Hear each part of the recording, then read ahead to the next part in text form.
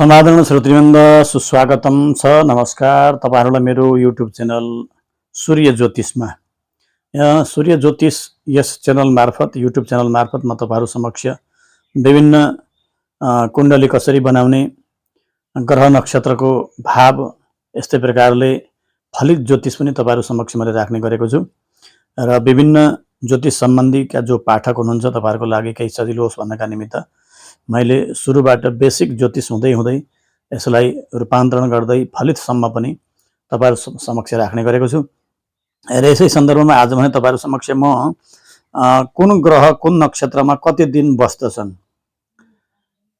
भन्ने यो चाहिँ भिडियो लिएर तपाईहरु समक्ष उपस्थित भएको छु। कुन ग्रह कुन नक्षत्रमा कति दिन बास बस्छन्, कति दिन बस्दछन् र यसको के कस्तो प्रभाव हुन्छ भन्ने सम्बन्धी यो भिडियो तपाईहरु समक्ष लिएर आएको छु। भिडियो त्यति लामो हुने छैन, 4-5 मिनेटको 5-6 मिनेटको भिडियो हुनेछ। तपाईहरु सबैले यसलाई अन्तिमसम्म सुनेर हेरेर लाभ लिनुहुन्छ भन्ने म कामना गर्दछु र मेरो युट्युब च्यानल सूर्य ज्योतिषमा गएर तपाईहरुले सब्स्क्राइब गर्न सक्नुहुनेछ, कमेन्ट गर्न सक्नुहुनेछ। र सबैभन्दा पहिलो 1 नम्बरमा रहेका छन् नवग्रहहरु मध्ये सूर्यदेव। सूर्यदेव एक नक्षत्रमा जम्मा 13 दिन बस्दछन्।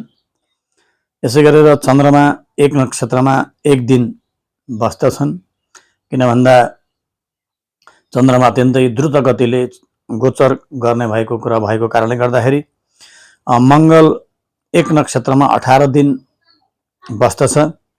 यसै गरेर बुध एक नक्षत्रमा 20 दिन बस्दछन् र गुरु बृहस्पति जो देवगुरु आचार्य ग्रहका जो सर्वमान्य पनि छन्, देवगुरु आचार्य र बृहस्पति एक नक्षत्रमा 5 महिना बस्दछन्। यसै गरेर शुक्रदेव एक महिनामा शुक्रदेव एक नक्षत्रमा 22 दिन बस्दछन् भने शनि एक नक्षत्रमा 13 महिना बस्दछन्। किन भन्दा शनिलाई शनैश्चर पनि भनेको छ, शनैश्चर तिथि शनिश्चर।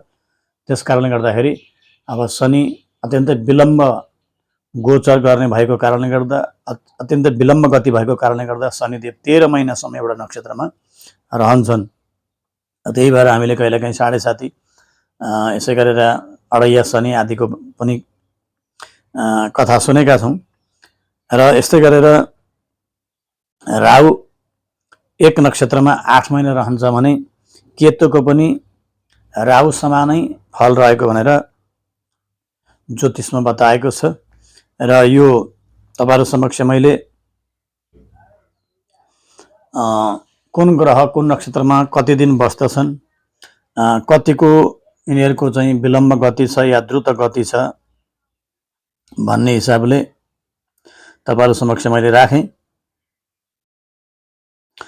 र त्यही भएर दैनिक राशि, मासिक राशि अनि वार्षिक राशि हेर्नको लागि पनि यो कुराको जानकारी हुनु पर्ने हुन्छ, नक्षत्रको ज्ञान हुनु पर्दछ। नक्षत्रमा कुन ग्रह कति दिन बस्दछ, कुन राशिमा कुन ग्रह कति दिन बस्दछ या कति महिना बस्दछ भन्ने यो ज्ञान नभइकन दैनिक राशि, यसै गरेर मासिक राशिफल, यसै गरेर वार्षिक राशिफल निकाल्न सकिदैन।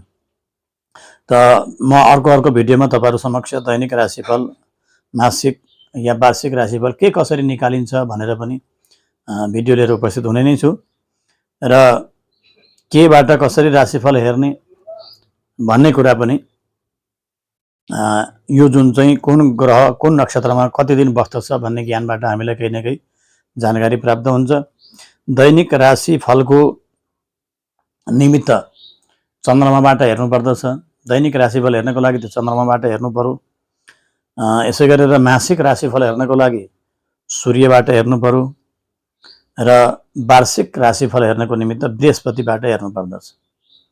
त्यसकारणले गर्दाखेरि यहाँ बताएको छ बृहस्पति एक नक्षत्रमा 5 महिना बस्दछन् भनेपछि 2 नक्षत्रमा 10 महिना भयो।